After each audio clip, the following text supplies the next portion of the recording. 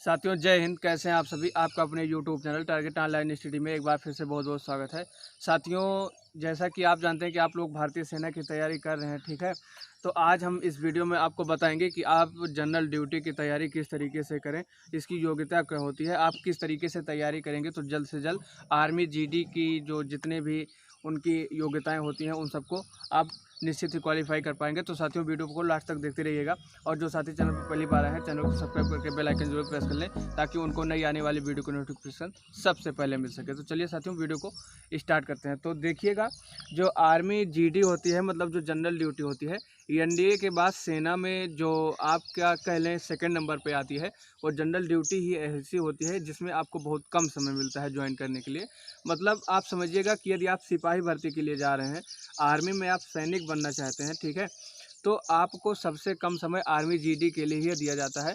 जैसा कि आप जानते हैं कि जो उसकी एज क्राइटेरिया होती है, मतलब इसमें जो उम्र की योग्यता मांगी जाती है वो होती है 17.5 से 21 वर्ष होती है। आपकी जो उम्र मांगी जाती है जनरल ड्यूटी के लिए वो होती है 17.5 से 21 वर्ष होती है, ठीक है। अब इसमें क्वालिफिकेशन क्या मांगा जाता है, आपकी पढ़ाई क्या मांगी जाती है, तो इसमें आपका 10वीं या हाई स्कूल पास मांगा जाता है, ठीक है।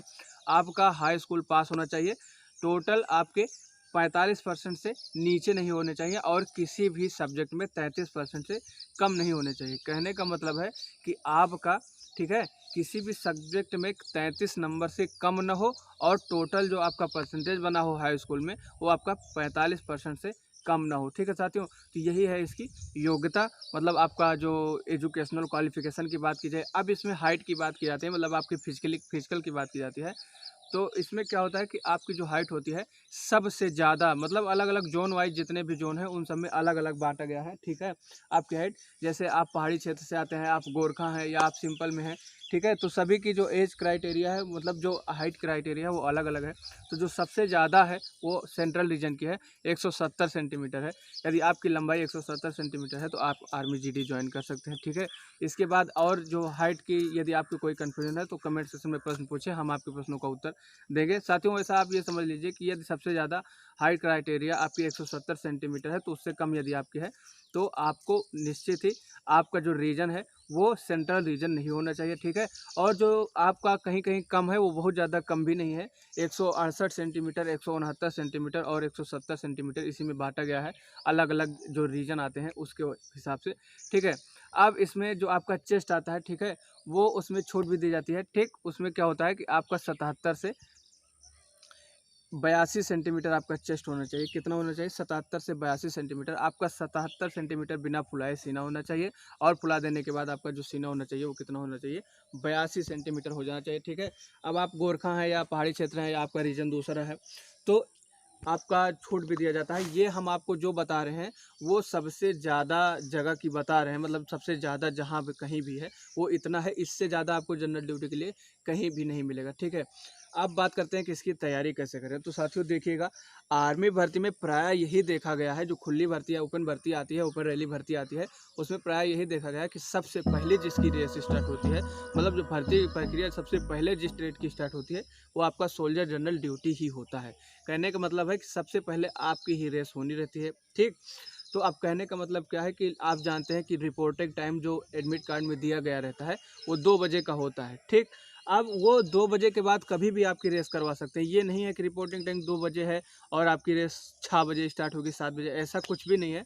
आपका रिपोर्टिंग टाइम जो 2 बजे का दिया रहता है, ठीक है, उसी के हिसाब से उनका जितना जल्दी प्रोसेस हो सके, मतलब आप जब यहाँ से भर्ती देखने के लिए जाते हैं तो आपको जो बता रहा हूँ, ठीक है, कि मतलब आपकी रेस कभी भी स्टार्ट हो सकती है। अभी जल्दी में अमेठी एआरओ की भर्ती आई थी, ठीक है, वहाँ पर रेस बहुत ही जल्दी स्टार्ट हो गई थी।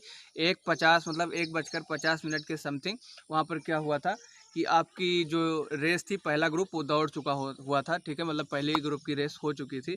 आपको अब पूरी प्रोसेस बताते हैं किस तरीके से आर्मी जीडी की भर्ती होती है, ठीक है।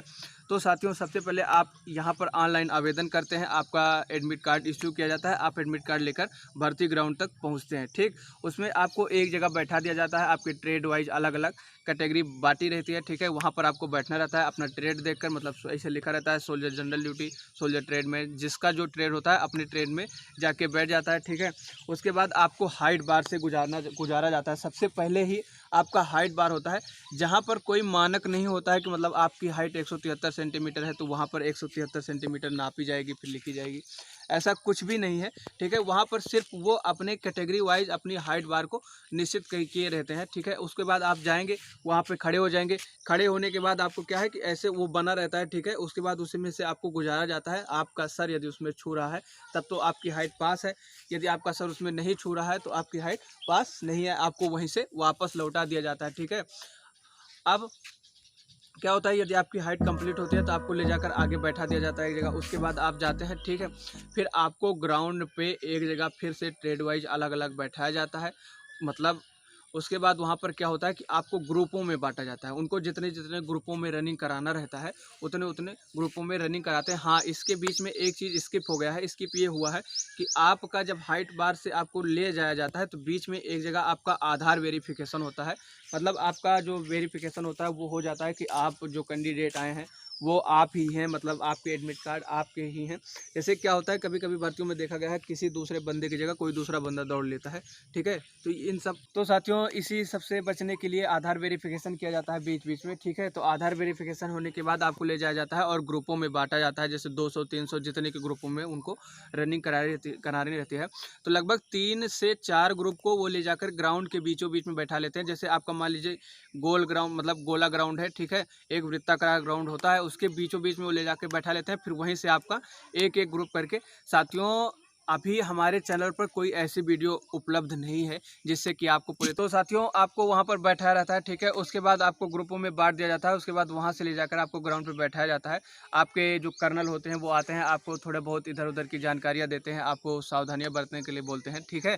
आप वहाँ पर चौकन्ने रहिएगा क्योंकि जैसे ही वो आते हैं, ठीक है, कभी कभी आपको कहानी टाइप का सुनाने लगते हैं। वो इसलिए कि आपका दिमाग उनकी तरफ हो जाए और बीच में वो गो बोल देते हैं। और जितने भी जैसे पिछली भर्तियां देखे रहते हैं, ठीक है, वो पहले से उनको पता होता है, वो दौड़ लेते हैं। यदि आपका पहली बार है तो थोड़ा चौकन्ने रहने की ज़रूरत होती है। आप कहानी सुनने में मत व्यस्त हो जाइएगा, अपनी भर्ती पर भी फोकस रखिएगा, ठीक है।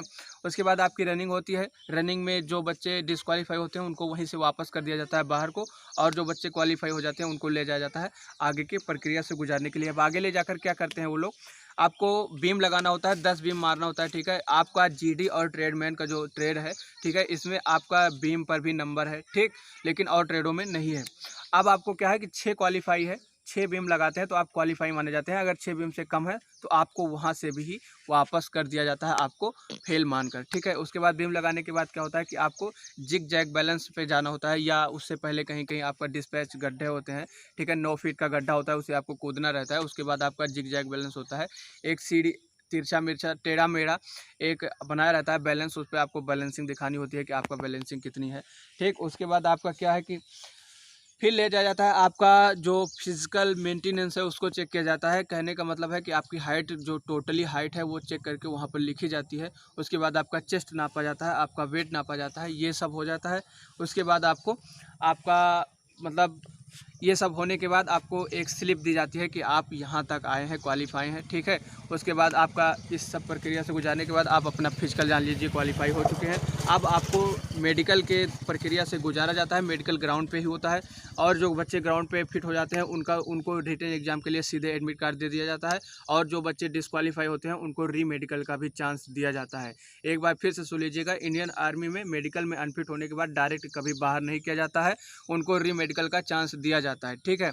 अब आपको री मेडिकल के बाद जो एडमिट कार्ड जारी होते हैं वो जारी होते हैं रिटन एग्जाम के लिए। अब मेडिकल की जो पर्सनल वीडियो है, ठीक है, एक स्पेशल वीडियो मेडिकल के लिए जल्द ही अपलोड कर दी जाएगी, इंडियन आर्मी जीडी का मेडिकल कैसा होता है, ठीक है। तो साथियों यदि अभी तक आपने चैनल को सब्सक्राइब नहीं किया, चैनल को सब्सक्राइब जरूर कर लीजिएगा, तभी आपको वो वीडियो उपलब्ध हो पाएगी, ठीक है। तो साथियों क्या है कि आपको रिटन एग्जाम से गुजारा जाता है। रिटन एग्जाम में आप क्वालीफाई होते हैं, डिस्क्वालीफाई होते हैं, तो वहाँ पर आप क्वालीफाई हो जाते हैं तो आपको सीधे अपॉइंटमेंट लेटर दे दिया जाता है और आपके लिए ट्रेनिंग सेंटर अलॉट कर दिया जाता है और आपको ट्रेनिंग पर भेज दिया जाता है। आप ध्यान रखिएगा, रिटन एग्जाम में सभी लोग क्वालिफाई नहीं होते हैं। आपके पद के अनुसार वहाँ पर मेरिट बनाई जाती है।